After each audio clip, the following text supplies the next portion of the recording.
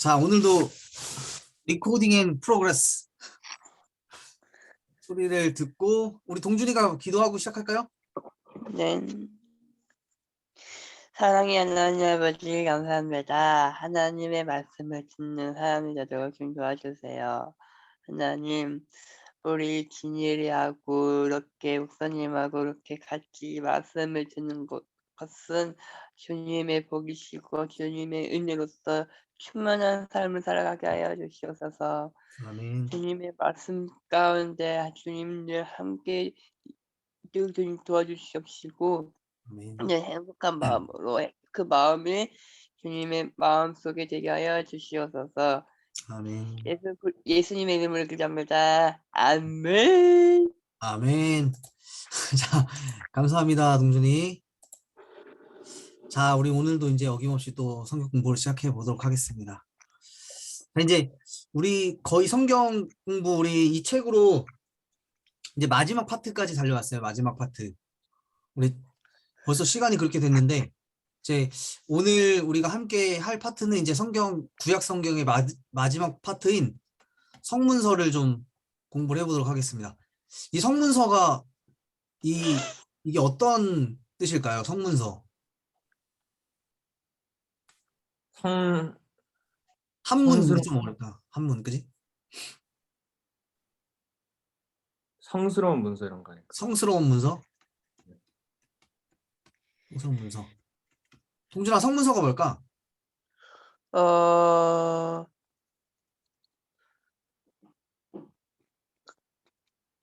좀 어렵지? 예언하는 예언자의 말 그대로 나타내는 성문서? 예언자의 말을 그대로 나타내는 성문서? 네. 향종쌤 아실 것 같아요. 네? 성문서라 성문서요? 하면은 네. 정말까? 맞네. 자, 근데 이제 이 성문서라 하면 사실 이제 우리가 이 화면에서 이제 같이 보면 이제 알겠듯이 우리가 구약 성경을 세 가지로 나눌 수 있다고 했잖아요. 그래서 하나는 이제 토라고, 그 다음에는 예언서, 그 다음에 이제 이거를 이제 한글로 성문서라고 번역을 했는데, 성문서는 옆에 이제 히브리어로 여기 보면 케투빔이라고 쓰죠. 케투빔. 이 케투빔이라는 건 뭐냐면 이제 이거 히브리어인데 이거는 쓰다라는 단어예요. 쓰다. write. 그러니까 카타브라는 이런 히브리어인데 이거는 이제 기록된 것들, 복수 형태, 기록된 것들이라 해서 이제 이 성문서는 기록된 것들이다라는 뜻을 가지고 있어요. 기본 이제 본래의 뜻은. 근데 이제 이 기록된 것들을 많이 이제 모아놓은 것들을 우리는 성문서라고 이야기를 할 수가 있을 것 같아요. 자, 성문서에는 어떤 책들이 있을까? 자, 여기 이제 화면을 보시면 이 밑에 이제 그림에도 나와 있죠. 자, 여기를 먼저 보면 이 성문서 안에는 이런 책들이 다 성문서로 들어가는 거야. 여기 보면. 자, 근데 여기서 특이한 점이 있어요. 룻기. 이 룻기는 사실 우리 한글 성경에서는 어디에 있죠? 이 룻기가? 이거는 창세기, 출애굽기, 레위기, 민수기, 신명기, 여호수아. 여호수아, 그다음에 사사기 사사기, 룻기잖아, 그지? 네. 룻기 여기 이제 사무엘, 상 이렇게 가잖아요. 네. 근데 이거는 그러면은 룻기는 여기 들어가 있어요. 원래는 지금 한글 성경에는 역사서에 들어가 있는 거야. 아. 역사서. 근데 이제 이 룻기는 원래가 역사서가 아니라 이 성문서에 들어가는 거예요. 히브리 성경에서는. 근데 이제 이 룻기가 왜 여기 들어가 있냐면, 자, 우리 성경책 있으면 혹시 성경 룻기 1장 1절을 한번 찾아볼래, 동준아? 네. 성경책, 나도 성경책이 없다, 집에. 지금 짐을 다 싸가지고. 지금 다 써졌어요? 책을 일단 넣긴 했는데, 집에 있는 성경책을 싹 넣어버렸네. 자, 룻기 1장 1절. 사사들의 치리하던 때 그 땅에 흉년이 드니라. 유다 베들레헴의 한 사람이 그 아내와 두 아들을 데리고 모압 지방에 가서 우거하였는데 오케이. 그렇게 나오지. 네. 룻기 1장 1절을 보면은 이 때가 언제냐면 룻기의 때가 언제냐면 사사들이 치리하던 때 이렇게 나오고 있어요. 배경이.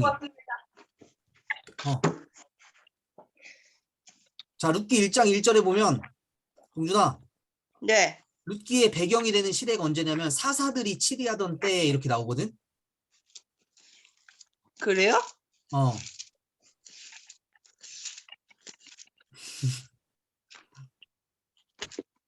찾았어? 잠깐만요. 찾았어? 아니요, 잠깐만요. 어.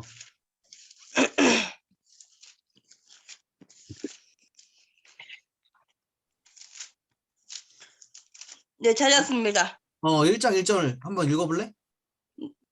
1장 1절이요? 어. 사사들이 치리하던 때에 그 땅에 흉년이 드니라.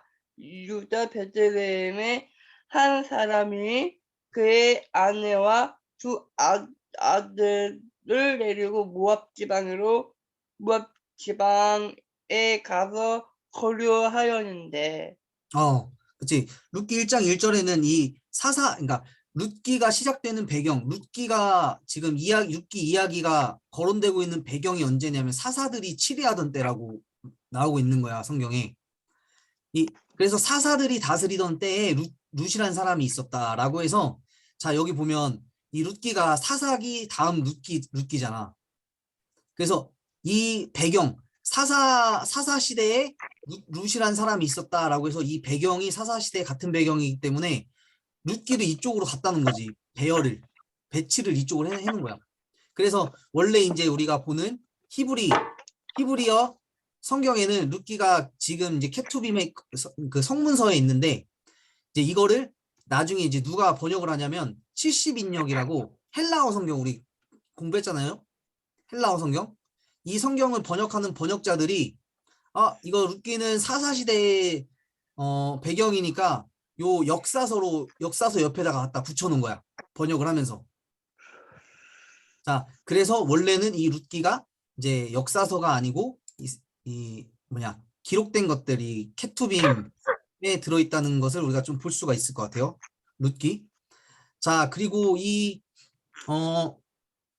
자, 여기 보면 9번에 보면 다니엘이라고 있죠. 다니엘. 네. 이 다니엘도 우리가 알기로는 이거 어떤 책이지? 다니엘?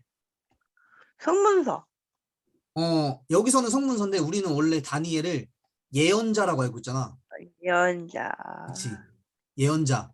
예언서로 알고 있거든. 근데 이 다니엘도 마찬가지로 성문서에 들어가요. 예언자가 아니고. 그리고 여기 보면은 역대기 있죠. 역대기. 네. 그리고 에스라, 느헤미야, 역대기. 이런 것도 사실 우리가 한글 성경에서 보면 이게 다 역사서에 들어가거든. 역사서. 열왕기상, 열왕기하, 역대상, 역대하 이렇게 나오잖아요. 그러니까 네. 이거는 역사서에 나오는데 사실 이거는 히브리 성경은 그렇게 돼 있지 않아요.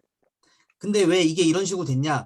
이 70인역이라는 성경은 이 LXX 70이라는 성경은 역사적 순서의 관점을 가지고 이 배열을 해놓은 거야. 재배치를 해놓은 거지. 그래서 이제 우리가 보는 한글 성경은 조금 이 순서가 다르다고 볼 수가 있죠.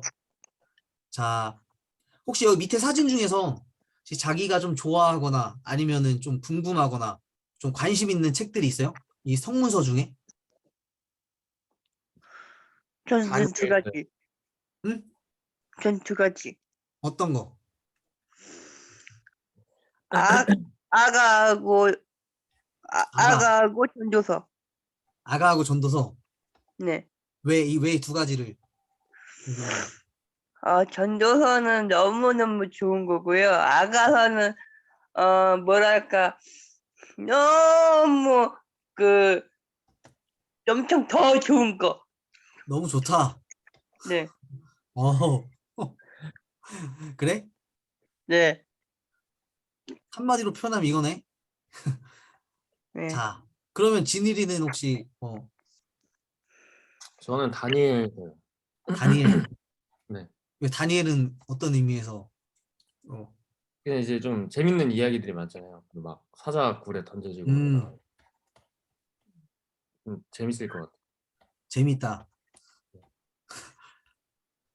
황교쌤 혹시 네? 이 케투빔에 나오는 성경책 중에서 저는 욥기요. 욥기? 네. 욥기요, 룻기요? 욥기. 욥기. 자, 욥기. 왜 욥기를 선택하셨어요?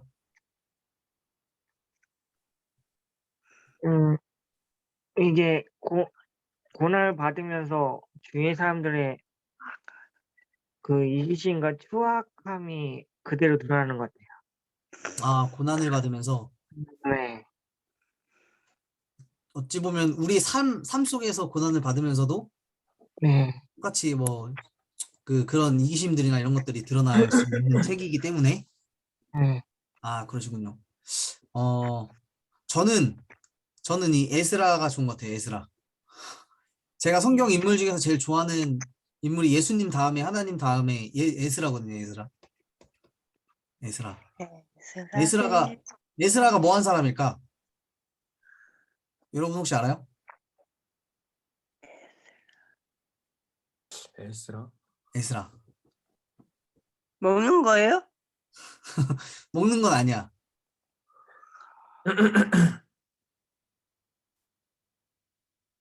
우리가 이제 오늘 여기 나와 있는 책들 11편의 11가지의 책들을 우리 1시간 안에 짧게 한번 어떤 책들인지 한번 알아보도록 할게요. 자, 그래서 오늘 이제 마지막으로 성문서를 하고 마칠 건데, 자, 우리 이제 계속 구약 정경개론을 가지고 했는데, 구약 정경개론에는 이 책들에 대해서 간략하게 설명이 되어 있는 게 좀 설명이 안 돼 있고 좀 서술적으로 어렵게 설명이 돼 있어서 제가 여기 있는 거 있죠? 여기 있는 책들을 참고를 했어요. 이 책들을 가지고 우리 한번 성문서를 한번 보도록 하겠습니다. 자, 우리가 이제까지 계속 여러 가지 책들을 이야기했는데 원래 이제 다른 뭐 토라, 모세오경이나 역사서나 이런 것들은 어떤 이스라엘의 역사나 하나님의 율법들 이런 것들 아주 중요한 것들을 하나의 어떤 주제를 가지고 이렇게 기록해내고 있잖아요. 그죠? 근데 이 성문서라는 거는 아까 이야기했던 것처럼 이거 그냥 기록된 것들, 기록된 좋은 문서들 이것들을 한데 모아놓은 거야. 이스라엘 사람들이. 그래서 이제 나중에 이게 거룩한 성경, 거룩한 문서가 되었는데 여기 보면 이 성문서로 수집된 책들과 문서는 매우 다양하네요. 매우 다양. 시편, 뭐 잠언, 아가, 룻기 이런 것처럼 어떤 글의 장르도 다르고 쓰임도 다르고 뭐 이야기도 다르고 단편적인 거지. 그래서 다양한 삶의 어떤 영역에 속해 있는 책들이 바로 케투빔에 다 모아져 있는 거예요. 그래서 앞에 어떤 두 가지 토라와 예언서보다 구조적으로 동일성이 덜하다는 거지.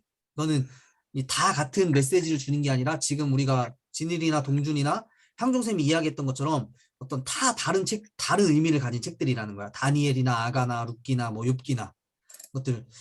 그렇게 우리가 이제 하나의 단권 책으로 우리가 좀 보면 이해가 될 것 같고, 자, 우리가 이제 처음에 만나게 되는 게 이제 시편이에요. 시편. 자, 우리가 시편은 그동안 엄청 많이 공부해가지고 우리가 시편은 이제 너무 다들 잘 알 것 같아.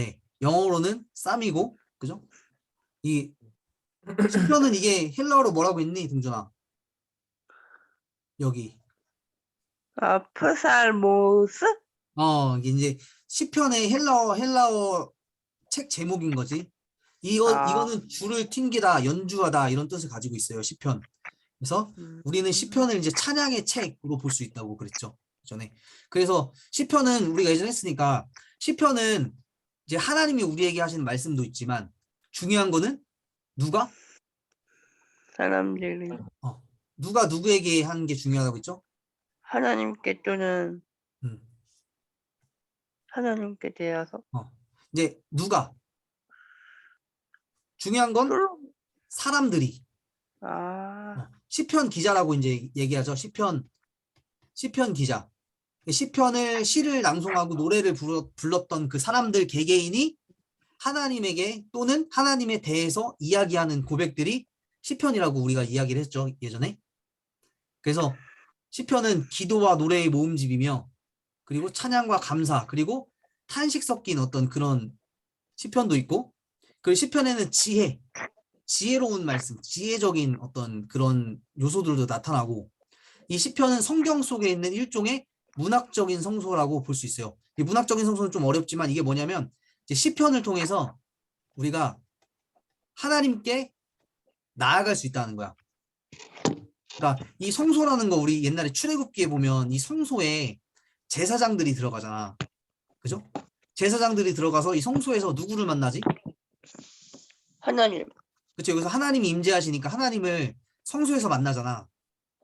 근데 우리가 이제 그 성소가 없고 성전이 없고 그렇기 때문에 우리는 시편의 말씀을 통해서 하나님을 만날 수 있는 거야. 그렇기 때문에 이 시편의 문학적인 성소라고 이야기할 수 있는 거지. 글로 된 하나님을 만날 수 있는. 그리고 시편의 하나님은 또 특별한 방법으로 그 백성들을 만나시는 곳이다. 하나님과 우리가 시편의 말씀을 통해서 만나는 그런 장소라고 이야기하는 거죠. 하나님과 하나님의 백성 사이의 대화가 시편에 보면 되게 직접적이고 되게 열정적이고 친밀하고 정직하게 나타나는 걸 볼 수 있어요. 우리가 시편에 보면 여기는 되게 원색적이야. 원색적이고 속된 말로 하면 구라를 치지 않아. 왜 동준이가 힘들면 하나님께 힘든 그 내용을 막 포장하지 않고 동준이가 고백하고 싶은 그대로 막 고백하는 그런 노래라는 거지. 그래서 시편에는 막 어떻게 보면 욕 같은 것도 나오고, 저주 같은 것도 나오고, 이런 아주 정직하고 원색적인 그런 시편으로 볼 수가 있어요. 우리 시편에 대해서 좀 궁금한 점이 있을까요? 한 가지씩만 우리 각 책별로 한 가지씩만 우리 질문하면서 넘어갈 거야, 이번 시간에. 시편. 우리 시편은 많이 공부했는데 한 시편 한 20번 정도 공부한 것 같은데. 시편. 뭐 아무거나 좋을 것 같아. 시편을 읽는 거나 아니면 시편에서 뭐 시편에 대한. 하하. 선편. 일단 시편을 많이 읽어야겠죠? 그렇죠. 읽어야, 그지? 그리고 편지 쓰는 거. 편지, 그지? 이 시편은 사실 되게 이제 시편은 미국인들이 가장 좋아하는 성경이라고 해요.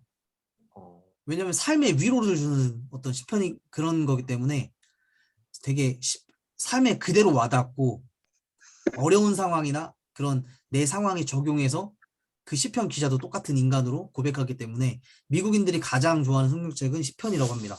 그래서 시편을 우리 삶에서 시편으로 기도하는 것이 아주 중요하고, 자, 그럼 우리 시편은 많이 했으니까 우리 시편을 한번 넘어가 봅시다. 자, 그래서 이제 중요한 거는 우리가 좀만 보면 시편의 구조는 우리가 5권의 구조로 볼 수가 있다고 했죠. 그래서 1권부터 5권까지. 그래서 우리 모세 할아버지는 이스라엘 백성에게 시내산에서 하나님의 말씀을 받아서 5권의 책을 주었던 5권의 책. 이 5권의 책은 뭘까요? 뭐였죠?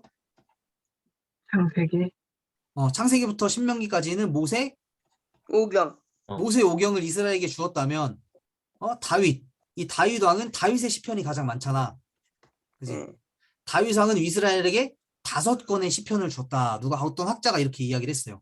그래서 5권의 시편을 이렇게 이스라엘에게 준 걸 우리가 볼 수가 있고, 이건 이제 구조고. 자, 욥기에 대해서 좀 보도록 하겠습니다. 자, 욥기는 보통 우리 욥기라고 이야기를 하면 보통 어떤 게 떠오르나요? 욥기. 귀요미. 고난을 많이 받은 사람? 고난, 그지? 고난 받은 욥, 그죠? 또 욥기에 하면 뭐가 떠오를까? 사탄이요. 사탄. 유혹하는 거. 사탄도 나오지. 자, 상종생 뭐가 떠오르세요? 아까 욥기 좋아하신다고 했는데. 시험이요? 아, 시험. 사탄이 이제 시험하는 그냥 거? 네, 하나님과 사탄의 내기에서 시험이 해서 욥기가 고난을 받잖아요. 네네.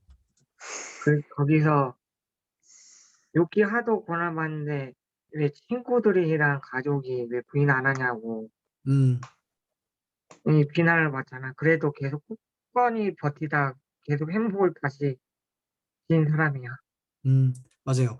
욥기는 고난받고 또 사탄 하나님의 그 하나님의 허락하심에 의해서 사탄의 시험을 받은 그래서 고난받는 욥이 우리가 잘 알고 있는데 이 고난받은 이 욥기에 우리 결론적으로 말하자면 욥기는 이 지혜에 대한 이야기인데 예외적 지혜에 대한 이야기예요. 예외가 뭘까? 예외. 우리 뭐 영어나 이런 거 문법도 예외가 있잖아. 예외. 네. 예외라는 뜻이 뭐지? 예외? 성적인 범주 밖에 있는 거예요.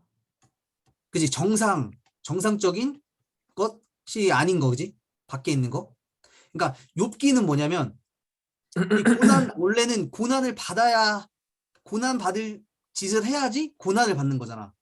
그렇죠. 이걸 이제 어떻게 보면은 하나님께 잘못하면 벌을 받고 잘하면 축복받고 이게 이제 이제까지 우리가 말했던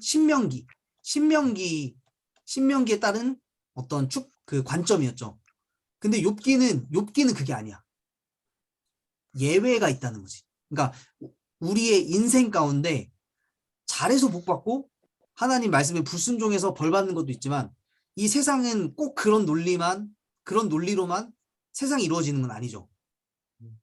우리가 잘했지만 실패하는 사람들이 있고 또 이거는 논리적으로 어떤 이 알 수가 없다는 거지. 욥기의 본문을 통해서 이제 그런 걸 알 수 있는데 먼저 구조를 보자면 욥기는 이렇게 돼 있어요. 첫 번째 서막, 그러니까 첫 번째 이야기와 마지막 이야기 중간에 3장부터 42장까지 아주 긴 본문에 이 욥과 욥의 친구들에 관한 이야기들이 있어요. 그래서 옆에 보면은 세부 구조가 이렇게 나와 있고 뭐 새 친구들과 대화, 엘리후와의 대화, 그 하나님과 욥의 대답, 뭐 이렇게 구조가 돼 있는데 욥기를 잘 읽어보면 이 서막 1장 1절부터 2장 13절까지는 이야기로 돼 있어요. 이야기. 욥은 어떤 사람이었다. 뭐 하나님이 이제 욥이 사탄에게 시험 받는 거 이런 이야기. 그리고 42장에는 또 이야기로 돼 있어. 근데 이제 중간에 논쟁하는 이 논쟁 부분은 여기는 다 시로 돼 있어요. 시. 그러니까 이것도 이제 문체나 이런 걸 봤을 때 앞과 뒤는 이야기 문체로 되어 있고 중간에는 어떤 시문으로 되어 있다는 것을 우리가 구조적으로 알 수가 있고 자, 그래서 이 구약 우리가 이제까지 배웠던 구약은 서사나 율법, 서사는 이제 이야기인 거죠. 이야기나 율법 그리고 예언, 시편, 뭐 지혜적인 본문 이런 것들로 여러 가지 장르로 되어 있는데 구약 전체는 이 중 욥기는 지혜적 본문에 속할 수 있다고 합니다. 지혜적. 그래서 여기 보면 예외적 지혜라는 거야.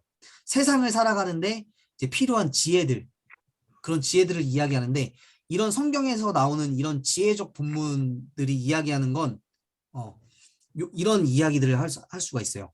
인간의 활동과 경험을 통해서 우주의 질서와 원리를 찾는 데 관심이 있대요. 그리고 인류 보편적인 성격이 강해. 그러니까 이렇게 하면 그러니까 모든 사람들에게 다 적용이 되는 어떤 그런 말씀으로 볼 수 있는 거지. 그런 이야기로. 무슨 말인지 이해가 가나 지금? 근데 좀 뭔가 상당히 좀 거창한 느낌이 드네요. 그치. 이제 뭐 잠언이나 전도서 이런 것도 다 지혜의 본문이거든. 지혜에 관한 것. 그러니까 이런 것들은 잠언 같은 경우는 지금 읽어도 우리한테 바로 적용을 시킬 수 있잖아. 네. 전도서 같은 경우도 오래전에 쓰여졌지만 지금 우리가 2021년도에 지금 우리가 그 본문을 읽어도 바로 우리가 우리의 삶에 바로 적용을 할 수 있는 본문이거든. 그런 것처럼 인류 보편적인 성격이 강하다는 거야. 그 좀 전래동화의 그 교훈 막 이런 건 권선징악 이런 느낌. 맞아. 아, 권선징악. 그래서 보통은 보통 욥기를 말할 때 욥은 하나님께 잘못한 것이 있을까 없을까? 없어요. 하나님께 잘못한 것이 없는데 왜 고난을 받지, 욥이? 시험 받는 거. 시험 받는 거? 동준아, 네? 혹시 욥이 하나님께 잘못한 것이 없는데 왜 고난을 받지? 아, 뭔지 알겠어요. 하나님이 욥을 건드리지 말고 그냥 말로 해라. 어, 그런 거 같은데요. 사탄한테 그렇게 했지, 그지? 네. 근데 이제 욥이 막 그렇게 해가지고 이제 고난을 받았잖아. 막 몸도 네. 아프게 되고. 음. 근데 욥이 하나님께 잘못한 것이 있을까 것 없을까? 같아요. 뭔지 알 것 같아요. 얘기해봐. 욥은 곧 예수님, 예수님 곧 욥 있는 것 같아요. 그 말에 동의는 못 하겠는데? 아, 그래요. 욥은 예수님이야? 아니, 어. 그렇게 바꿔서 얘기하자면 그러는 거죠. 아, 의인 말하는 거지? 예. 의인 욥. 그러니까 이 욥은 사실 뭐 하나님께 엄청나게 큰 잘못을 해서 고난받은 게 아니잖아요. 그죠? 그렇죠. 그러니까 욥기는 사실 그거에 대해서 명확하게 이야기는 안 해주는데 이유 없는 고난에 대해서 이야기를 하면서 이 이유 없는 고난을 설명하지 않아요. 그냥 이거는 하나님 우리가 모르는 것이 있다. 인간이 다 모르는 것이 있다. 하나님의 주권 속에 펼쳐지는 어떤 그런 사건들로 보는 거지. 우리의 삶도 마찬가지잖아요. 우리도 우리가 이해할 수 없는 일들이 일어나고 하나님께서 계셨으면 정말 이런 일들이 있을까라는 어떤 그런 반문도 할 수 있는 어떤 일들이 벌어지잖아, 사실 인생 속에서는. 예외가 있다는 거죠. 권선징악으로 설명할 수 없는 예외가 있다는 걸 이야기하는 것이 바로 욥기에서 말하는 거예요. 욥기. 그래서 욥기를 조금 보자면, 신학적으로 우리가 좀 보자면, 지금 진일이가 이야기했던 것처럼, 자, 여기 보면 잠언이죠. 잠언. 네. 이 잠언도 역시 마찬가지로 우리 신명기 아까 이야기했던 하나님 잘 섬기면 복 받고, 권선징악이 뭐야? 권선징악? 착한 일을 하면 복을 받고 나쁜 일을 하면 벌을 받는다. 그게 어떻게 보면 신명기의 관점하고도 동일한 관점이잖아. 근데 네. 이 욥기는 이 권선징악이 아니라 이유 없는 고난을 이야기하고 있어요. 이유 없는 고난. 그러니까 잘해서 복 받고 뭐 나쁜 짓을 해서 벌을 받는 그런 것만이 인생의 전부가 아니다라고 이야기를 하고 있는 거죠. 왜냐하면 욥을 보면 그걸 알 수 있어요. 나중에 이제 그래서 이 욥기의 중요한 신학적 주제를 몇 개만 보자면 보상 없는 신앙이 가능하다. 이 무슨 말일까? 보상 없는 신앙이 가능하다. 처음에 사탄이 하나님께 이야기했을 때 뭐라고 이야기하죠? 내가 욥을 타락시킬 수 있다. 내가 욥을 타락시킬 수 있다. 그러니까 욥이 저렇게 하나님을 잘 섬기는 거는 하나님께서 욥에게 많은 축복을 해주셨기 때문에 하나님을 잘 섬기는 거다. 그러니까 주신 축복을 다 뺏어가 봐라 한번. 그 다 뺏으면 욥이 하나님을 저주할 거다. 라고 그렇게 이야기를 하잖아요. 그죠? 근데 욥은 그거에 따라서 그렇게 고백하죠. 주신 이도 하나님이요 거두시는 이도 하나님이시다. 라고 하면서 하나님을 배신하지 않죠. 그러니까 이 보상이 없는 신앙이 가능하다는 거야. 하나님께서 우리에게 어떤 보상을 해주시고 어떤 복을 주시고 그거 없이도 신앙이 가능하다는 거죠. 하나님을 믿는 신앙이. 그리고 이유 없는 고난도 가능하다는 거예요. 이것도 받아들일 수 있죠. 어떻게 보면. 그리고 탄식은 고난의 상황 속에서 취할 수 있는 정당한 행동 방식이다. 그러니까 우리는 하나님께 탄식하고 하나님께 막 이렇게 부르짖고 원망하고 어떤 이런 것들 보면 아, 제 믿음이 없다. 어떻게 어려운 상황에서 저렇게 하나님께 저렇게 탄식하고 저주하고 하나님을 못 믿겠다 얘기하고 막 이런 사람들 보면 믿음이 없다고 이야기하잖아, 보통. 근데 탄식은 고난의 상황에서 취할 수 있는 정당한 행동 방식이라는 거지. 그러니까 우리 삶이랑 비춰보면 또 이해를 할 수가 있겠죠. 하나님께 우리가 당연하게 탄식할 수 있는 그런 또 신학적인 것을 우리에게 주제들을 던져주고, 이 고난당하는 자에게 우선적으로 필요한 것은 공감과 위로예요. 공감과 위로. 왜 이런 말이 나왔냐면 욥이 고난에 당한 욥이. 근데 새 친구들이 나와요. 이 친구들이 나와가지고 친구로서 욥한테 고난당하고 있는 욥한테 공감과 위로를 우선적으로 해주는 것이 아니라 어떻게 얘기하지? 새 친구가 하나님 이제 음. 그냥 욕해라, 버려라 음, 그러잖아요. 하나님을 욕해라 버려라. 네. 욥의 아내는 그렇게 이야기지. 욥의 아내라는. 아, 욥의 아내가 하나님이 욕하고. 자, 그런데 욥의 새 친구들은 이 고난당하는 욥에게 와가지고 위로와 공감을 해주는 것이 아니라 이 권선징악에 대해서 이야기를 해요. 야, 욥, 네가 분명 뭔가 잘못한 것이 있어. 그렇기 때문에 너 하나님한테 지금 고난받는 거야. 이렇게 이야기한다는 거지.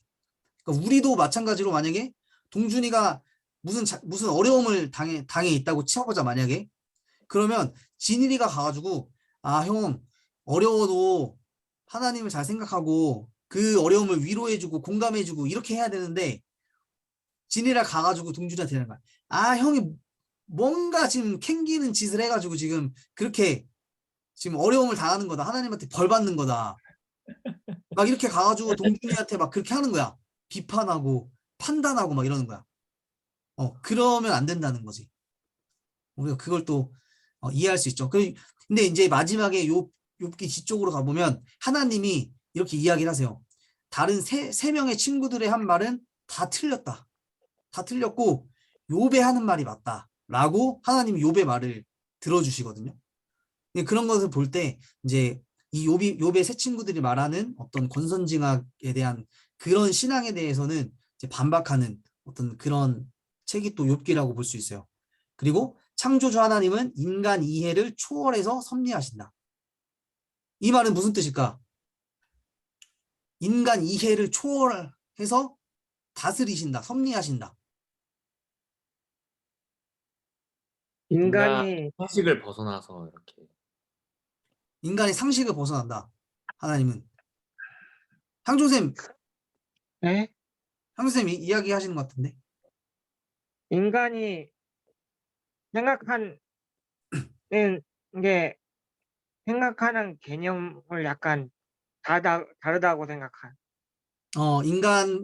인간과 하나님이 생각하는 방식이 다르시다. 네, 네, 아, 그쵸. 그러니까 이게 이제 논리적으로 맞지 않는다는 거야. 예외라는 거지, 예외적이라는 거지. 그러니까 우리 인간이 이렇게 하면은 이게 맞아. 이게 선이야. 이렇게 하면 하나님께서 기뻐하시겠지라고 우리가 하는데, 하나님은 꼭 그걸로 우리가 생각하는 어떤 논리나 이런 것들로만 이 세상을 인도해 가신다는 건 아니지. 하나님은 우리의 어떤 이해를 넘어서서 하나님이 주권적으로 다스리시는, 섭리하시는 그런 세계가 있다는 것을 또 욥기를 통해서 우리가 볼 수 있어요. 그리고 하나님께 향하는 탄식, 그리고 이 하나님께 향하는 질문은 항상 응답으로, 하나님께서 우리에게 응답해 주시는 응답으로 나타난다고 볼 수가 있어요. 그래서 욥은 사실 하나님께 잘못한 것이 없지만 하나님께서 그 욥의 어떤 상황, 이런 상황들까지 하나님은 다 보시고 그 욥의 탄식을 들으시고 이 세상에 어떤 논리적이지 않고 예외적인 어떤 그런 어떤 하나님이 섭리하시는 인간 이해를 초월해서 이 세상을 섭리하시고 계신다는 것을 우리가 욥기를 통해서도 또 배울 수가 있다는 거죠. 자, 그렇다면 잠언은 무슨 얘기일까? 잠언은 살아가는 것에 대한 어떤 지침서? 삶에 대한 지침, 네. 삶에 대한 지침서. 자, 또 잠언은 뭐라고 볼 수 있을까, 동준아? 잠언이요? 잠언. 잠언은 그 뭐지? 먼저 진혁이 먼저 하고 나서 기다릴게요. 진일이 난- 지금 했는데? 그래요? 어, 그 뭐지? 그 잠언 그 뭐지? 잘 모르겠어요. 오케이. 모르는 것도 중요해. 모르는 게 있어야지 내가 목사님이 얘기할 게 있잖아. 그지? 예. 다 알면 그러잖아. 우리 오늘 여기서 배울 수 있어요. 잠언. 자, 근데 탕종생 잠언을 어떻게 이야기할 수 있을까요? 잠언. 지혜서요. 지혜에서 지혜에 관한 거. 네. 지금 이제 삶에 대한 인생에 대한 지침이 되는 이야기, 그리고 삶의 지혜에 관한 이야기들. 동준이도 다 이거 아는 얘기일 거야. 그지? 네, 솔로몬의 잠언이니까. 그치? 솔로몬의 잠언. 자, 예. 이 아까 욥기는 여기 보면 잠언은 규범적 지혜라고 써 있는데 아까 욥기는 예외적 지혜라고 했죠. 예외적 지혜. 그러면 혹시 이 규범적 지혜라는 말이 뭘까? 규범. 이거 좀 와. 어려운 말이다, 이것도. 정해진 거 아니에요? 정해진 거, 규범이. 정해진 거. 네. 틀이 있는 거죠. 안에. 음, 틀 안에서 지혜롭게 생각하는 거야. 정해졌다는 거, 어떤 규범이 있다라는 그 네. 말은 맞는 말이에요. 그러니까 생각해 보자면 이런 거지. 이 잠언은 1 더하기 1은 뭐가 나와야 되지? 이요. 잠언은 무조건 1 더하기 1은 2가 나와야 되는 거야. 잠언에 따르면. 그러니까 이게 정답이잖아. 예. 정답이잖아. 맞는 거잖아, 이게. 예. 그러니까 인생도 마찬가지로 1 더하기 1은 2가 나오는 인생이니까 이거는 뭐냐면 정해진 거야. 예를 들면 이것도 이제 신명기 비슷하죠. 하나님을 잘 섬기면 복을 받고 하나님을 잘 섬기지 않으면 저주를 받는다. 이런 신명기적인 어떤 정해진 규범적인 어떤 그런 거와 비슷하게 근데 욥기는 뭐냐면 1 더하기 1은 뭐 예를 들면 이게 뭐 1이 나올 수도 있는 거지. 예. 그러니까 이게 동준아 이거는 맞는 거야, 틀린 거야? 틀린 1 거죠? 더하기 1은 1이야? 아니요. 2지. 네. 1 더하기 1은 2인데 이게 정답인데 1 더하기 1이 나올 수 있다는 건 뭐냐면 이거는 정답이 없다는 거야. 오다. 뭐 오답이라고 할 수 있고 각자의 사람마다 다 다른 거지. 아. 동준이가 예를 들면 어떤 예를 들어볼까? 하나님을 잘 섬기는데 동준이가 고난을 받을 수도 있어. 어떡해요? 그러니까 뭐 예를 들면 뭐 돈을 다 잃어버린다거나 아니면 예. 갑자기 아프다거나 뭐 예. 여러 가지로 아. 고난을 받을 수가 있어요. 근데 아. 이거는 이 잠언에 따르면 정답이 아닌 거지. 원래는 동준이가 하나님을 잘 섬기면 아프면 안 되는 거야. 아. 근데 아프단 말이야. 예. 그러면은 이건 정답이 아니지. 그렇지만 그럼에도 불구하고 우리의 인생은 이럴 때가 있다는 거지. 욥기가 그 이야기를 했던 거고 이 잠언은 이런 규범적인 어떤 정해진 것들.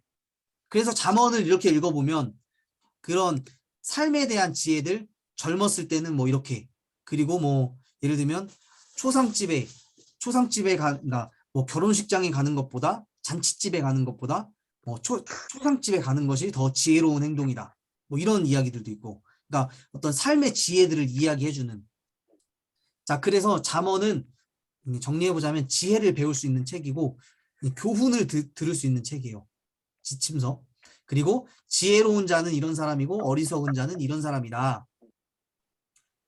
이것도 사실 지금 어떻게 보면 규범적으로 정해져 있는 거죠. 이런 사람은 지혜로운 사람이고 이런 사람은 어리석은 사람이고. 그죠? 의인은 이런 사람이고 악인은 이런 사람이고 하나님께서 모든 것을 창조하셨다. 이런 어떤 것도 배울 수 있고 현숙한 여인, 현숙한 여인을 통해서 현숙한 여인은 진주보다 귀하다. 하면서 현숙한 여인은 이제 지혜로운 여인을 뜻하잖아. 지혜로운 여인.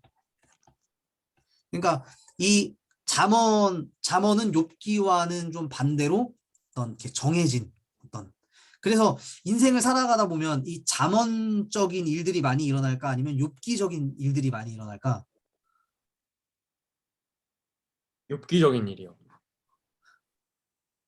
진일은 욥기적인 일들이 많이 일어나는 것 같아 인생에. 글쎄요. 그렇게 안 해. 근데 뭐 예외적인 일들이 워낙 많으니까. 그치. 뭐 공부를 열심히 했는데 막 시험을 망쳐. 이런 것도 사실 어떤 공부를 무조건 열심히 하면 무조건 잘 봐야 되는 거잖아. 이게 규범이잖아. 근데 예외적인 일들이 많이 일어나죠. 동준이도 예외적인 일들이 많이 일어나잖아. 아침에 주일날 교회를 가려고 8시에 일어나기로 마음 먹었는데 10시에 일어나. 교회를 못 가. 정답. 어. 이게 예외적인 일들이 많이 일어나죠. 우리 삶에. 그지? 예. 우리가 신앙적으로 봤을 때도 우리의 어떤 인생 가운데 신앙생활 가운데 욥기적인 일들, 예외적인 일들이 많이 벌어질 수가 있어요. 그럴 때마다 우리는 하나님을 원망하고 저주하고 할 수 있겠지만 그럼에도 불구하고 우리 인생을 인도하시는 분은 하나님이시다라는 것을 기억하고 욥처럼 하나님에게 모든 걸 맡기고 그렇게 우리 신앙생활 하는 어떤 그런 것들 또 배울 수 있죠. 욥기를 통해서. 그래서 잠언은 지혜 배우기. 자, 전도서. 오, 전도서. 전도서도 마찬가지로 지혜라고 볼 수 있어요. 지혜. 전도서도 아까 잠언과 마찬가지로 규범적인 지혜라고 볼 수 있는데, 자, 전도서 1장 1절에 보면 동준아 뭐라고 써져 있어? 다윗의 아들이라고 적혀져 있어요. 그리고 그 다음에 예루살렘 왕 전도자의 말씀이라고 이렇게 적혀져 있어요. 2절. 전도자가 이르되 헛되고 헛되면 헛되고 헛되니 모든 것이 헛되도다. 이렇게. 자, 헛되고 헛되다. 무슨 말일까? 전도자가 이렇게 이야기를 하는데 성경에서 모든 것이 헛되대. 아, 뭔지 알 것 같아요. 음. 그 세상적인 게 헛되다고 이렇게 하는 것 같은데요. 세상적인 것은 다 헛된 것이다. 예. 자, 그러면 진이랑 향종 선생님 한번 이야기 들어볼게요.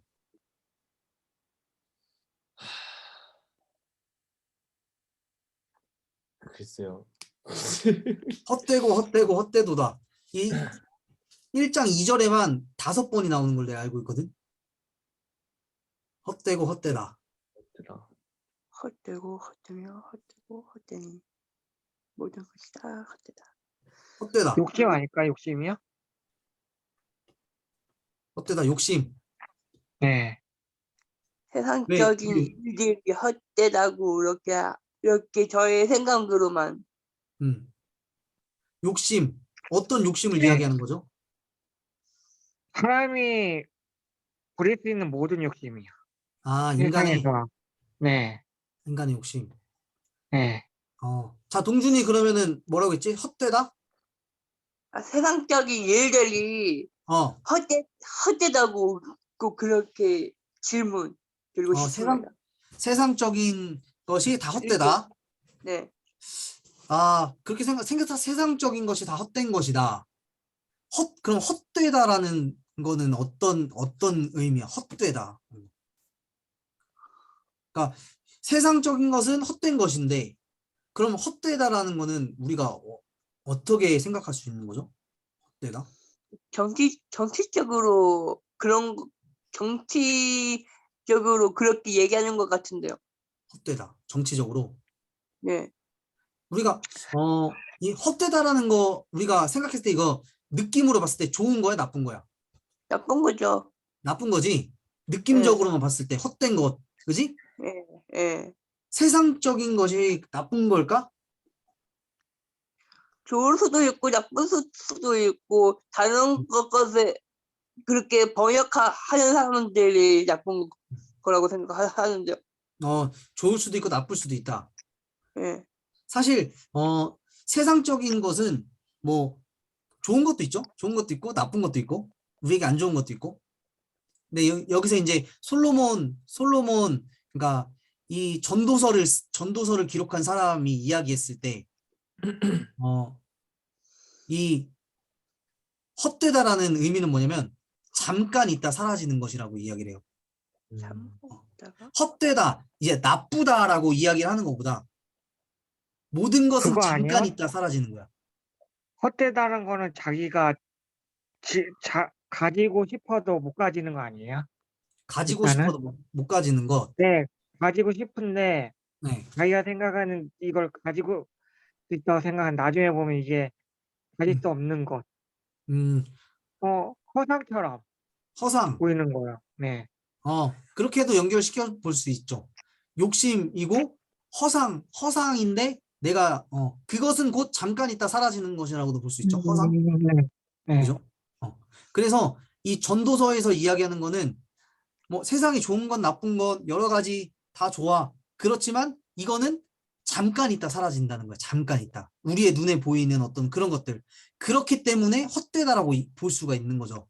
그래서 해 아래는 새 것이 없다. 이런 어떤 지혜를 우리에게 주고 이 모든 것은 하나님의 손으로부터 나왔다. 하나님이 모든 것을 창조하셨다. 이 세상에는 불의, 뭐 안 좋은 것, 그리고 무의미함, 의미가 없는 것들, 이런 것들이 도처에 있다. 여러 군데 다 있다. 그러니까 모든 만물 안에는 다 이런 것은 다 있는데 이거는 다 잠깐 있다 사라지는 거야. 그러니까 너는 결론적으로 어떻게 하라는 거야? 여기 보면 하나님을 경외하라고 이야기하죠. 하나님을 경외하라. 경우가 뭐예요? 하나님을 두렵고 떨림으로 하나님을 바라봐라 이런 뜻이야. 경외하라. 하나님을 바라봐라. 자, 그리고 우리는 다 죽잖아. 예. 그럼 우리도 마찬가지로 잠깐 있다 사라지는 거잖아. 뭐 누구는 30년, 누구는 100년 이렇게 살아도 이 엄청나게 큰 우주적인 관점으로 봤을 때는 우리는 잠깐 살다가 죽는 거야. 그지? 그래서 잠깐 우리는 죽을 것이라는 사실을 아는 가운데에서도 잘 살아야 하기를 또 배울 수 있는 거고. 우리가 티끌로 만들어졌다, 인간이. 그죠? 하나님 흙으로 사람을 창조하셨다고 하잖아. 이 티끌이 되어서 땅으로 돌아갈 때까지 우리는 잠깐 있다 사라지지만 그럼에도 불구하고 하나님을 경외하고 이 땅 가운데서 잘 살아가는 것을 배울 수 있는 게 전도서의 이야기예요. 그래서 그럼 이런 것들을 아가서 지금 이제 할 거야, 쭉. 그다음에 룻기. 자, 여러분들 룻기는 이야기를 너무 잘 아실 거예요. 그죠? 룻기가 이제 모압 땅에 갔다가 다시 그 흉년이 들어가지고 다시 그 베들레헴으로 와서 어떤 이렇게 결혼해가지고 보아스랑 결혼해가지고 이런 이야기들이 있는데 룻기의 신학. 룻기는 뭘 이야기하는 거냐면 룻기는 하나님의 이끄심의 이야기. 이끄심. 하나님께서 룻의 그 시어머니 나오미 그리고 그 가정을 이끄시는 이야기로 볼 수가 있어요. 그리고 특이하게 성경에서 누가 주인공이야? 여성이 주인공인 이야기. 여기서는 룻과 나오미가 중요하죠. 그리고 룻기는 경건의 이야기로 볼 수가 있고, 그리고 이 사람들은 스스로 행동을 해야 하며, 그리고 대단한 용기와 숙고와 지혜로움을 필요로 하는 어떤 이런 지혜적인 요소도 볼 수 있어요. 그러니까 룻기의 내용을 읽어보면 직접 자기가 가서 뭐 땅에 있는 그 곡식도 줍고, 그리고 또 보아스의 밭에 가서 보아스 옆에 가서 눕기도 하고 여러 가지 이제 어떤 행동들이 나오는데, 그러니까 우리도 살아가면서 이런 룻기를 보면서 알 수 있는 건 우리도 하나님의 어떤 음성을 듣고 하나님의 말씀대로 살아가지만 우리 스스로 행동을 해야 한다는 거야. 우리 스스로. 그래서 좀 비유를 해보자면 하나님께 난 기도했으니까 시험 공부 안 해도 좋은 점수 맞을 수 있어. 이런 거는 잘못된 신앙이라는 거지. 스스로 공부도 열심히 하고 하나님께 기도도 하고 해야 되는 거지. 우리의 어떤 행동을 방관해서도 안 되는 거죠. 그리고 하나님께서는 우리의 우리의 인생의 삶의 조건들을 제공하신다는 거야. 우리에게 흉년이 올 수 있겠지만 그 흉년 가운데에서 우리에게 먹을 것을 주시고 또 보아스를 만나서 또 좋은 것들로 또 우리에게 채워주시고, 그러니까 우리 청년부 모든 여러분들의 삶 속에서도 하나님은 계속해서 여러분들에게 그런 삶의 어떤 조건들을 계속 제공하시고 있어요.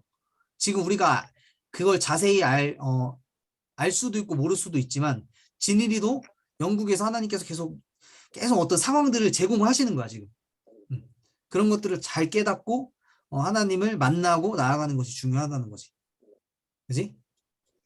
동준이도 그렇고 향준쌤도 그렇고 어떤 그런 이야기를 볼 수 있고, 동준아 드디어 아가다, 아가. 네. 이 아가서는 이제 노래 중에 노래라고 영어는 이렇게 돼 있어요. 아가. 송 오브 송. 노래 중에 노래가 뭐야? 노래 중에 노래. 베스트 노래요. 베스트. 제일 가장 굿. 굿. 독일어 다 까먹었다. 근데 진짜 독일어를 그만두니까 영어도 못 읽겠어. 그때 한번 얘기했었나? 네. 자, 그래서 이 아가는 노래 중에 최고의 노래, 어떤 이런 의미를 가진 단어인데, 사실 이 아가서를 읽어보면 동준아 재밌는 내용들이 많이 있지. 네. 남녀 간의 사랑 이야기야, 그지? 맞아요. 그래서 아름다운 이야기라고 하는 거야. 송 오브 송. 러브. 자, 근데 이제 이 남녀 간의 사랑 이야기인데 보통 이런 이제 해석할 때 이 아가서를 하나님과 인간의 어떤 사랑 이야기로 표현을 하거든. 솔로몬과 술람미 여인의 어떤 이런 육체적인 사랑, 정신적인 사랑 이런 걸 보면서 해석을 할 때는 하나님과 인간, 우리 사람에 대한 인간의 어떤 사랑, 표현 이런 것들을 이제 해석을 하는데, 사실 그렇게 해석하는 것도 맞지만 그 전에 1차적으로 이 아가서는 이렇게 또 평가를 할 수가 있다고 합니다. 빼어난 아름다운 아주 특출난 아름다움과 언어적인 예술성을 갖춘 사랑의 노래라고 볼 수가 있어요. 표현들을 보면 아주 어떤 정말 이렇게 직접적인 표현들도 많이 하고, 그지? 사랑하는 사람의 어떤 모습에 대해서 막 표현하는 것도, 그지? 하나님과 인간에 대한 관계에 대해서 말하지 않아요. 이 아가서에선 그냥 남자와 여자, 주인공에 관해서 이야기하고 있는 거. 본문은 사람에 대해서, 곧 남자와 여자 서로의 관계에 대해서 말하는 게 아가서인 거야, 동준아. 그래서 이제 아가서를 동준이가 좋아하니까 아가서를 이렇게 많이 읽어봐. 그러면은 이 솔로몬이 술람미 여자를 얼마나 사랑하는지 그런 것들을 알 수가 있어. 그래서 거기 보면 술람미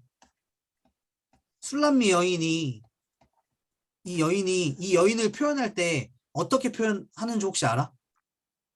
몰라요. 진일이나 향준생 혹시 아세요? 아니요. 술람미 여인. 저도 배운 건데, 이 술람미 여인을 표현할 때 이렇게 표현해요. 너는 네, 아내가 거무나 아름답다. 이렇게. 아름답다. 근데 여기 보면 거무나라고 얘기해요. 거무나. 그러니까 술람미 여인은 약간 이렇게 까무잡잡했던 것 같아. 약간 우리가 얘기하는 미남 미녀는 얼굴이 막 하얗고 막 피부가 좋고 막 그래야지 이쁜 걸로 생각하잖아. 그지? 응. 여기는 너는 거무나 아름답다. 이렇게 이야기를 하는데 이제 어떤 교수님에 따르면 이 거무나 아름답다라는 이 원래의 히브리어, 이 히브리어에는 어떻게 돼 있냐면 우리 옛날에 했어요. 이렇게 생긴 거 이런 짝대기, 이렇게 히브리어로 이렇게 짝대기로 생긴 거는 그러나 뭐 그리고 뭐 그러므로 엄청 여러 가지로 번역이 될 수 있는 단어가 있다고 그때 한번 했잖아요. 시편에서. 근데 여기 이 거무나 아름답다 여기서는 이건 거무나 아름답다는 그러면은 이거는 약간 무슨 뜻이야? 거무나 아름답다. 거문자가 뭐예요? 꺼무잡잡하나 얼굴이 까마나. 그러니까 아, 얼굴이 까마다는 거지. 거무나 아름답다. 이거 약간 부정적인 의미잖아. 근데 그거 건강한 미인을 말한 거 아니에요? 아, 건강미. 네.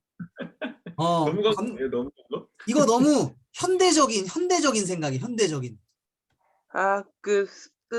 술을 이렇게 떡이 됐는데, 그, 솔로몬이 와가지고, 뭐, 직접적인 사랑? 그런 거를 표현하는 것 같은데요. 솔로몬이 직접 와가지고 아니, 술 취한 음, 여인이 있어가지고, 음. 그, 아, 그 아, 여인, 그 여인이 음, 다 벌거벗었잖아요.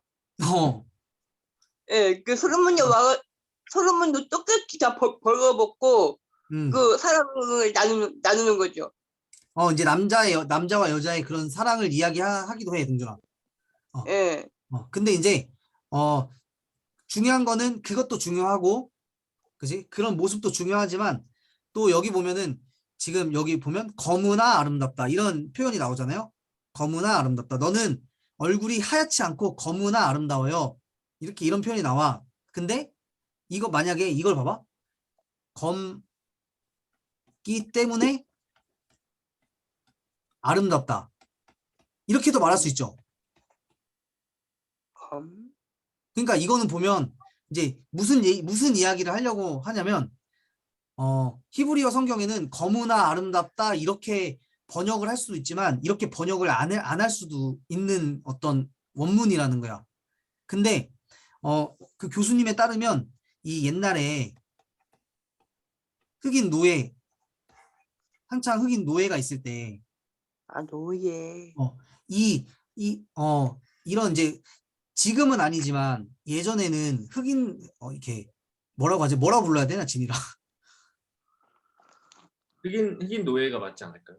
하여튼 어떤 그런 시대에 이 사람들은 아름답지 않다고 그렇죠. 여겨졌던 거지. 왜냐면 그렇게 생각했던 건 뭐가 있었냐면 백인 우월주의가 있었던 때라는 거야. 그러니까 백인들이 멋있고 예, 예. 백인들이 이쁘고 백인이 어떤 흑인보다 황인보다 더 우월하다라는 어떤 그런 인식을 가지고 있었을 때 성경을 이렇게 번역을 했다는 거야. 너는 거무나 원래 거무면 아름다울 수 없는데 거무나 아름답다 이렇게 성경에는 그렇게 없는데요. 성경에 한번 찾아봐. 내가 이따가 몇 장 몇 절인지 동작 알려줄게. 예. 근데 재밌는 건 뭔지 알아? 재밌는 건 나중에 처음에는 이렇게 번역이 됐는데 나중에 다른 성경 영어 성경이나 아니면 내가 그 영상을 보내줄게. 그 교수님의 영상 짧은 영상이 있는데 그 나중에 이거를 번역을 바꿔요.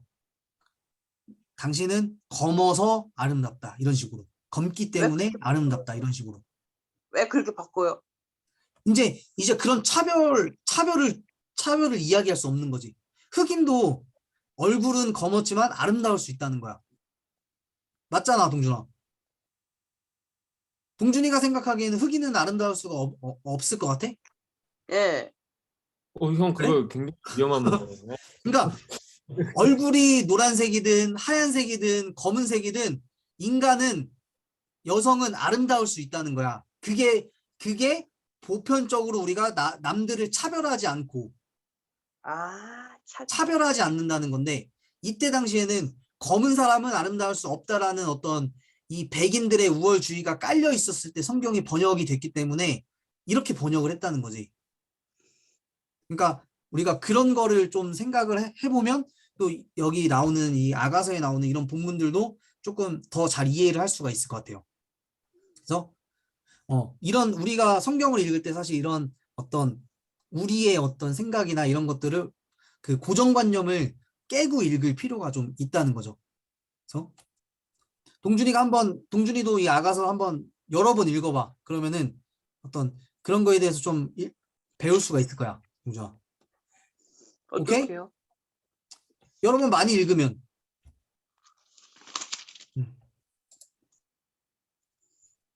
알겠지? 예. 지금 읽지 말고.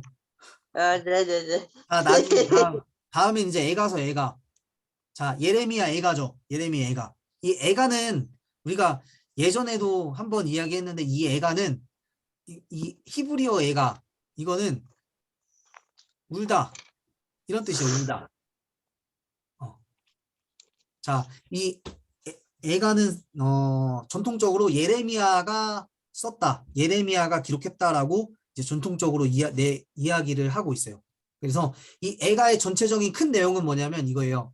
BC 586년경에 이때 남유다 우리 공부했잖아요. 남유다가 어디에 끌려갔죠? 저기 벨론. 바벨론이라는 나라의 포로로 끌려갔지. 그러면서 예루살렘 성전이 파괴됐어. 파괴. 그래서 아가서는 이 예루살렘 성전의 파괴에 대한 탄식의 노래로 볼 수 있어요. 노래. 그토록 중요한 예루살렘 성전이 파괴가 된 거야 지금. 그래서 그걸로 슬픈 노래를 지었던 거예요.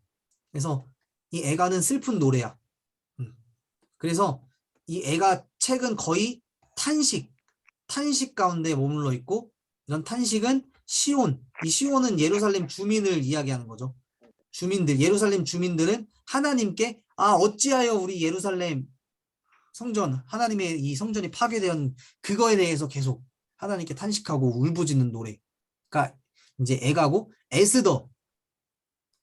이거는 잘못 나왔다. 어찌하여 이건 아니야. 이거는 아가가 이고. 자, 에스더는 우리 에스더 내용도 대충 다들 알 텐데 에스더는 배경이 언제냐면 아하수에로라는 왕이 페르시아를 다스리고 있을 시기에 벌어진 일이에요. 그러니까 아까 남유다가 586년도에 바벨론으로 끌려가잖아. 근데 이 바벨론이란 나라가 나중에 어디에 정복을 당하냐면 페르시아라는 나라에 정복을 당해요.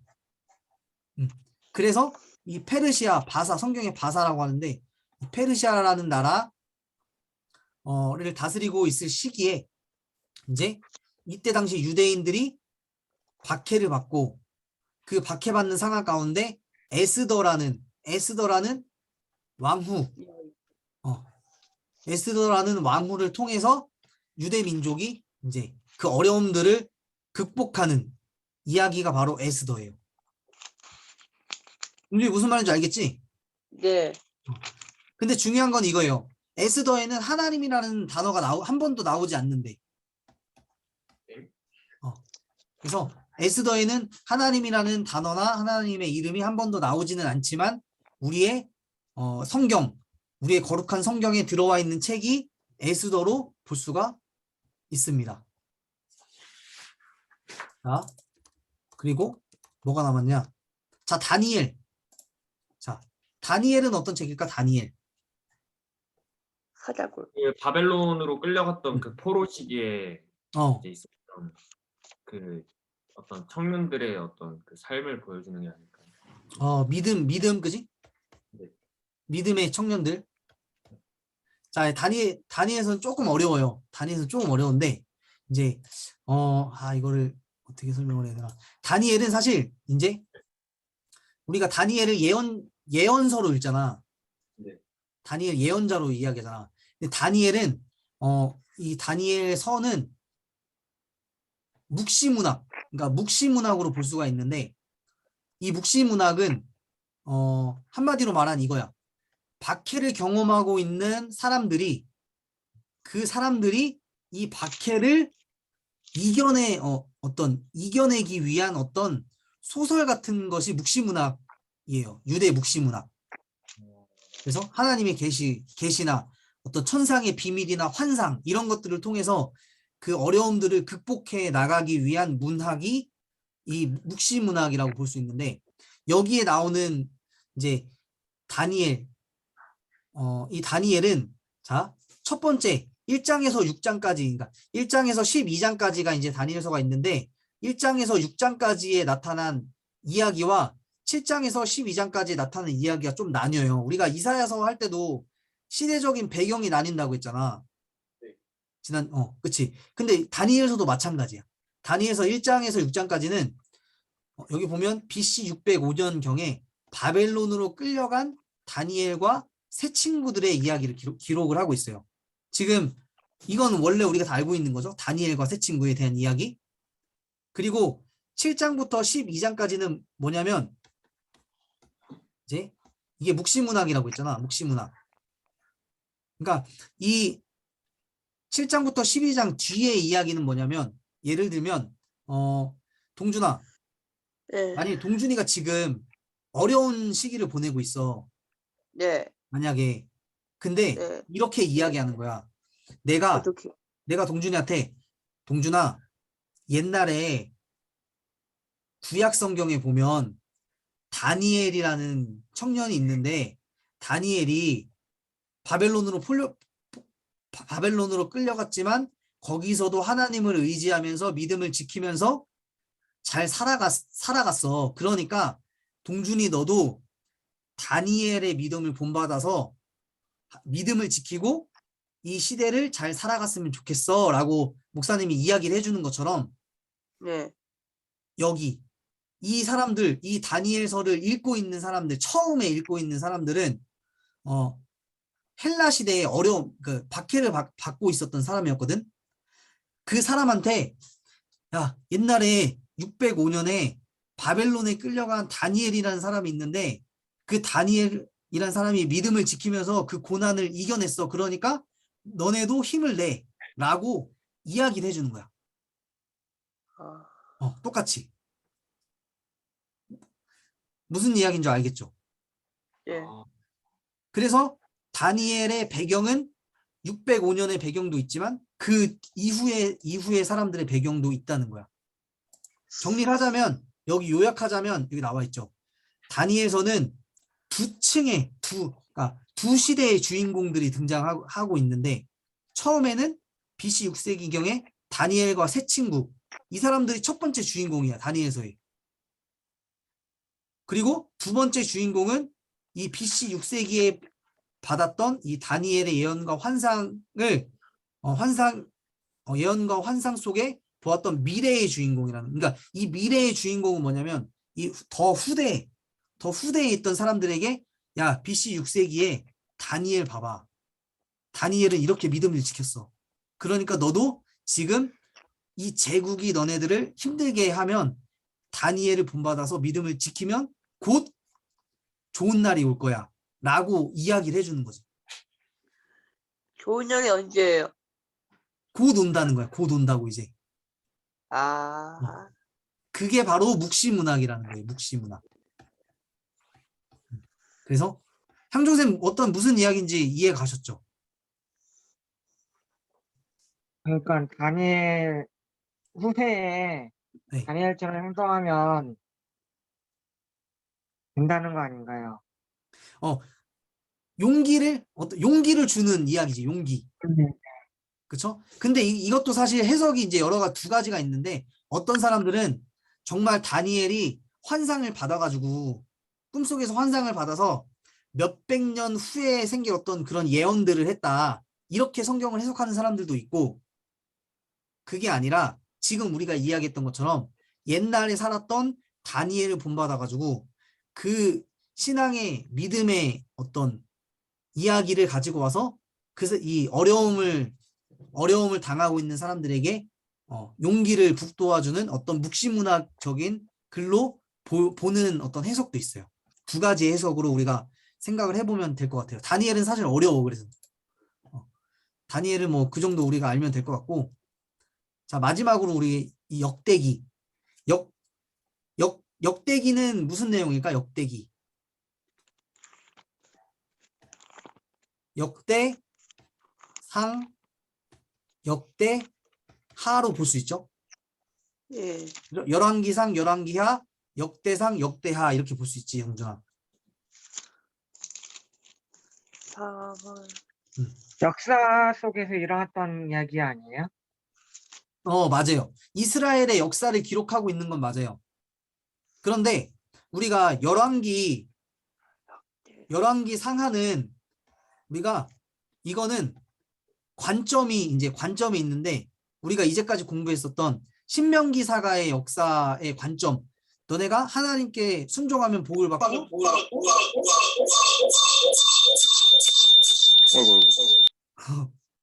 이게 뭐예요? 행행.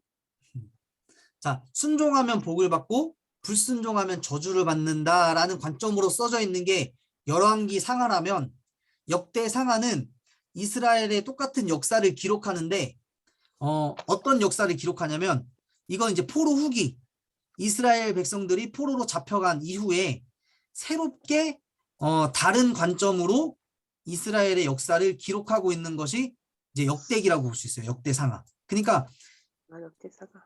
이스라엘의 역사는 똑같지만 관점이 다른 거예요. 관점이 다르다. 그래서 여기 보면 이런 이야기 있죠. 사무엘 상하와 열왕기 상하를 개정하거나 새롭게 쓰고 있는 것이 바로 역대기서라고 볼 수 있어요. 역대기. 그래서 이스라엘의 똑같은 역사지만 여기는 이 역대기는 남유다를 되게 높이 평가를 하고 있는 걸 볼 수 있어요. 그래서 우리 다윗 왕 알죠? 다윗. 네. 이 다윗 왕을 되게 높이 평가해요.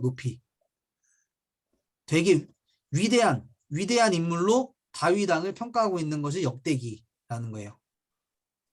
그런 관점으로, 그래서 다시 다윗의 왕국을 회복하자, 그런 관점으로 이스라엘의 역사를 기록하고 있는 것이 역대기지. 무슨 말인지 이해됐죠, 형족쌤? 네. 그래서 한 가지 재밌는 거는 역대상하에는 다윗이 밧세바를 간음한 사건이 안 나와. 왜냐면 다윗은 되게 좋은 왕이거든. 위대한 왕이거든. 그래서 그 밧세바를 범한 역사적인 사건은 쏙 빼버리는 거야. 왜요? 편파적인 역사. 왜요? 편파적인 역사네. 편파적인 역사라고 하기보다는 동준이 왜냐고 물어봤는데, 이 역사를 기록할 때는 사실을 기록하기도 하지만 관점에 따라서 이 사실이 아닌 사실을, 그러니까 예를 들면 동준이가 오늘 하루 동안 밥 네. 먹고 화장실 갔고 손톱 깎고 보리 밥 주고 이런 여러 가지 일을 했잖아. 네. 근데 동준이가 일기 쓸 때는 네. 이 중에 하나를 빼먹을 수도 있겠지. 네. 그런 것처럼 동준이가 만약 일기 쓸 때 오늘은 보리랑 재미있게 놀았던 거를 일기로 써야겠다 하면 굳이 동준이가 화장실 간 건 안 써도 되잖아. 왜요? 그냥 보리랑 재미있게 논 거를 쓰면 되잖아. 근데 왜 화장실 이야기를 왜요? 동준이가 오늘 화장실을 한번 무조건 갔잖아. 네. 그거는 보리와의 즐거운 역사 기록에 동준이가 화장실 간 거는 굳이 안 써도 되는 거야. 굳이 써도 되지만 굳이 안 써도 되는 거지. 그런 것처럼 이 역사를 기록할 때 이 역대기 역사를 쓰는 사람은 다윗을 엄청 높게 평가해야 되기 때문에 다윗이 잘못한 거 이런 것들은 굳이 기록을 안 해도 됐던 것이지. 아, 그래서 그런 두 가지의 관점을 가지고, 그러니까 열왕기서에서는 다윗도 하나님께 불순종했기 때문에 벌을 받았다는 것, 그 관점으로 썼기 때문에 다윗의 어떤 인간적인 나약한 모습을 기록했다면 역대기서에서는 그런 거 다 빼버리는 거야. 그래서 관점이 다르다 볼 수가 있어요. 자, 그리고 역대기의 어떤 주요 내용들은 이렇게 구조로 볼 수 있고, 자, 끝났네요. 자, 그게 빠졌네요. 에스라, 느헤미야, S죠. 에스더는 아까 했지. 에스더. 아, 네. 에스더는 했고, 에스라, 느헤미야는 내가 이걸 깜빡하고 만들었는 줄 알았는데 안 만들었네. 에스라, 느헤미야는 뭐냐면 어떤 내용이냐면 바벨론 포로로 끌려갔던 유대인들이 70년 동안 바벨론 포로로 생활하다가 스룹바벨 그리고 에스라, 느헤미야를 통해서 다시 이스라엘 땅으로 돌아와서 성전을 짓고 성벽을 짓고 하나님의 율법을 다시 낭독하고 유대인으로서 다시 이스라엘 땅에 돌아오는 내용이 에스라, 느헤미야 서입니다. S겔은요? 에스겔? 네, 우리 에스겔 했잖아 그때. 그래요? 저번 주에 예언서 할 때 에스겔 했었죠. 아, 아무 소리도 안 했고. 그거 뭐가 소혜연서는 우리 그 내용은 전체적으로 보진 않았어, 동준아. 맞아. 예. 소예언서들은 중요하게 다루지 않았고 네. 다른 예언서들을 좀 다뤘죠. 다음 주에는 뭐 할 건데요? 자, 그래서 오늘이 동준아 오늘이 마지막인데 아, 그래요? 오늘이 마지막 시간이에요, 마지막.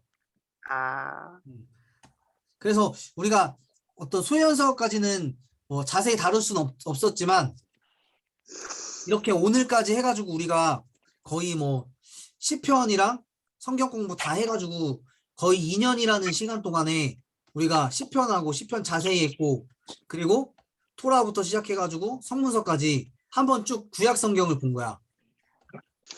아깝다. 신약 때 숨도 끼는데. 그러게요. 신약은 또 제 전공이 아니라 신약은 또 어렵네요.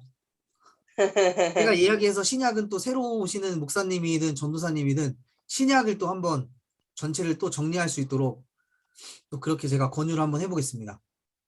예. 자, 그래서 우리 청년들 진이는 지금 이제 어디 축구 보러 가는 것 같은데. 네. 자, 그동안 뭐 이제 4년 동안 우리 성경 공부하느라 너무 고생이 많으셨고 그동안 동준이도 향종쌤도 진이도 고생이 많았어요. 알겠습니다. 많았고 여러분들이 살아갈 때 다른 어떤 제가 했던 말들이나 아니면 여러분들이 의지하는 것들 그런 것들을 의지하고 살아가지 마시고 우리가 공부했던 하나님 말씀 있죠, 동준아? 예. 시편의 말씀들 또 구약 성경의 말씀들 그런 말씀들을 항상 기억하면서 오직 어려울 때 그것들만 붙잡고 나아가는 우리 청년부들이 다 됐으면 좋겠습니다. 뭐 우리 줌 모임은 오늘이 마지막이지만 가끔 개인적으로 서로 연락하면서 그러고 이제 뭐 그냥 제가 교회 이제 떠난다고 쌩 까는 건 아니니까 서로 간에 연락하면서 고민 있으면 또 고민 나누고 기도해주고 그렇게 또 지냈으면 좋겠네요. 좋습니다. 좋습니다. 제가 그때 어디 가는 거야, 진열아? 어? 어디 가는 거야? 방국대 가는 축구 거야? 보러. 축구 보러 가고. 축구 보러. 축구? 아, 영국에서 축구장 간대, 축구장. 아유, 누가 붙어? 어? 누가 누구랑 하네. 그 우리 동네가 레스터 시티라고 유명한 축구팀이 있는 곳인데 어. 여기랑 이제 웨스트햄 유나이티드였나? 너 정확히 기억이 안 나는데 아마 웨스트햄 맞을 거야. 그 거기 이제 런던에 있는 조그만한 도시가 있는데 웨스트햄이라고 어. 거기랑 이제 붙는 거고. 아. 그 균열이랑 같이 방구 끼면서 보는 거야? 그렇지. 얘들아 알겠어. 그 축구 볼 때 카메라 있는데 잘 움직여가지고 거기 스포 TV에서 내가 한번 나오는지 볼게. 네, 근데 오늘 레스터 경기 아마 중계해줄까요? 한국인이 없어가지고 중계 안 해줄 것 안 해주나? 같은데. 아 뭐 파리 생제르맹이랑 뭐 다른데 뭐 그런데 메시가 있어서 해주나? 네, 좀 그 유명한 선수가 있어서 해주는 것 같은데. 그러니까. 혹시 한번 찾아볼게. 레스터 시티. 저 외신 영상이 있는지 네, 알겠습니다. 하고 조심해서 갔다 오고 오늘 향종 네. 우리 그래도 가장 형님이신 향종 쌤이 우리 기도해 주시고 마지막 마무리를 할까요? 좋습니다. 기도하겠습니다. 네. 하나님 아버지 감사합니다. 이렇게 목사님과 성경 공부는 마지막이지만 항상 목사님과 함께 성경 공부하는 것을 생각하며 곧 목사님이 가신 곳에 항상 하나님과 동행할 수 있는 이재명 목사님 될 수 있게 도와주세요. 아직 그리고 새로운 학교로 가시는데 그곳에서 잘 할 수 있게 도와주세요. 예수님 감사합니다. 네. 아멘. 아멘. 향주세 감사합니다. 사랑합니다. 네.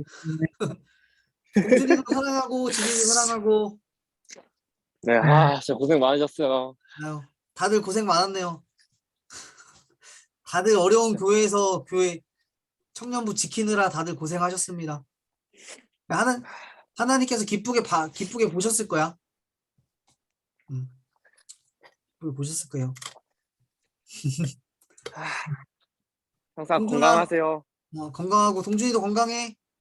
네. 동준아 다음 주에는 교회 와, 알았지? 네. 다음 주에는 아마 목사님이 인사를 할 것 같아. 마지막 인사. 그래서 같이 알겠습니다. 얼굴 보고 인사하자. 네. 네. 커피도 같이 마시고요. 어? 커피도 같이 마시고요. 그래. 자, 다음 주에 봅시다. 향종쌤도 다음 주에 봐요. 네, 잘생겼습니다. 지린아 안녕. 네, 조심히 가세요. 고생 많으셨어요. 연락할게. 네. 잘생겼어요. 고마워, 동준아. 네. 나갈게. 네. 야, 잘생겼다.